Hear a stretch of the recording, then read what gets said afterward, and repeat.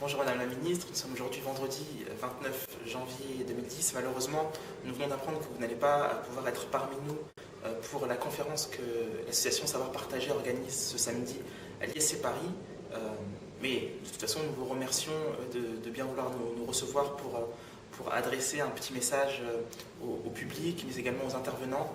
Je voudrais d'abord prier les membres de l'association Savoir Partager et toi, Yacine, de m'excuser pour ne pas pouvoir être parmi vous. J'avais prévu d'être là et alors, bon, je suis engagée dans les élections régionales. Nous n'avons pas pu boucler nos listes dans les délais qui étaient prévus. Donc la journée de samedi, qui était la journée de vote sur les listes et d'annonce des candidatures, a été complètement bousculée. Et je dois être samedi en Essonne le matin à Paris pour le bouclage des listes et samedi après-midi en Essonne pour la présentation des candidats. Donc voilà, je me suis retrouvée coincée alors que j'avais prévu d'être là et je m'en suis vraiment désolée. Savoir Partager, comme vous le savez, travaille ardemment sur la problématique de l'insertion professionnelle des jeunes diplômés du supérieur, mais souhaite faire un pont entre, d'une part, la problématique de l'insertion professionnelle des jeunes, mais également de nouveaux usages du numérique.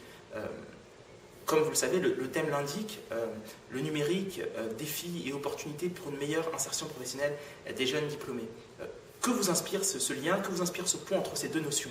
Je crois beaucoup au numérique comme outil pour faire exploser les plafonds et les cloisons, quels qu'ils soient. On le voit en tout, à l'intérieur du monde de l'entreprise, où le numérique, en fait, et ce qu'on appelle les natifs du numérique, la génération Y, remettent en cause la hiérarchie, recherchent des modes de fonctionnement beaucoup plus horizontaux, beaucoup plus diffus, d'une certaine manière beaucoup plus souples, et qui laissent place d'ailleurs, moi je le crois, à plus de créativité. Le numérique, ça permet aussi d'avoir plus d'horizontalité, ça permet aussi de sauter des étapes. Ça permet aussi d'avoir des modes de fonctionnement qui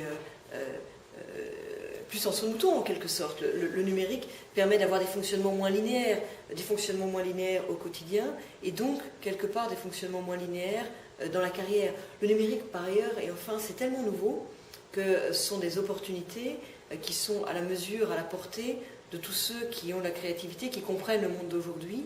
Ils sont peu nombreux, sont des fenêtres qui s'ouvrent dans un système qui avait besoin de respiration. Et moi, je le vois au quotidien, de toutes sortes de manières.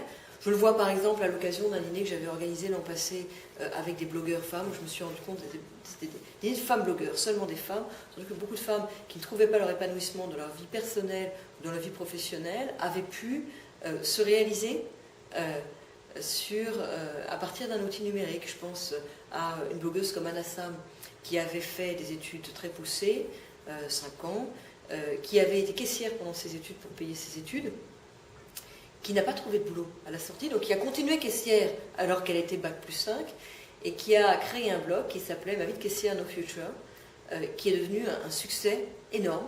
Un blog dont simplement elle racontait sa vie de caissière, mais je veux dire avec beaucoup d'humour, Elle en a fait un livre, le livre a été best-seller, le livre a été traduit dans plusieurs langues, elle est devenue célèbre, elle s'est réalisée en quelque sorte à travers le numérique. Je pense aussi à une autre blogueuse qui, elle, avait pris le nom de domaine police et qui était policière dans un commissariat, je crois, du 19e arrondissement, policière en bleu, gardien de la paix, et qui, à travers son blog Police, raconte en fait le quotidien dans un commissariat de quartier. Alors ça l'a pas forcément mis très à l'aise avec sa hiérarchie, mais maintenant elle s'est mise en disponibilité. Je crois qu'elle écrit des scénarios pour faire connaître la vie du policier en bleu, trouvant que les séries font trop souvent la part belle à la BAC et aux policiers en civil. Bref, le numérique, ça permet de toutes sortes de manières, dans l'entreprise, dans la vie personnelle, ça permet de faire exploser des cloisons. Ça permet pour quelqu'un qui a vraiment une idée, qui a vraiment quelque chose qui est en résonance avec la société et qui n'a pas eu forcément toutes ses chances ou qui n'a pas forcément tous les réseaux qui nécessitent de percer dans nos sociétés, ça permet de sauter des étapes, de trouver des contacts et finalement de se réaliser. Le gouvernement communique beaucoup sur le grand emprunt actuellement, grand emprunt qui a fait la part belle d'une part à l'enseignement supérieur et d'autre part au numérique. Selon vous, dans quelles conditions ce grand emprunt pourrait impacter sur des acteurs, d'une part de la société civile, d'autre part peut-être privés? J'ai obtenu 4,5 milliards dans le grand emprunt pour le numérique, j'en suis pas peu fière. C'est la reconnaissance que le numérique est vraiment un moteur de transformation de l'économie, de la compétitivité, mais aussi un moteur de transformation de la société. Quelque chose sur lequel je travaille beaucoup depuis que je suis arrivée au ministère.